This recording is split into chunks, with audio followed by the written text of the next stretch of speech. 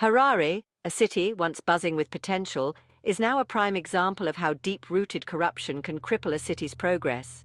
You see, this city has been struggling to prepare an annual budget. Imagine, without a clear financial plan, how can a city function effectively? Now, let's talk water. Clean water is a basic necessity, right?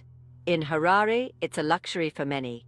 The city has failed to provide its residents with consistent and safe water supplies, a fundamental duty of any city administration. This isn't just inconvenient, it's dangerous, leading to health crises that could have been prevented.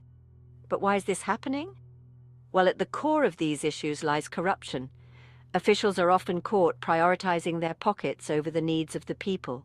Contracts are awarded not based on merit, but on connections, leading to subpar infrastructure that doesn't solve any problems.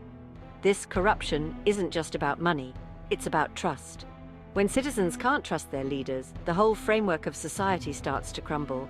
People become disillusioned, and hope for a better future dims. But here's the kicker: it doesn't have to be this way.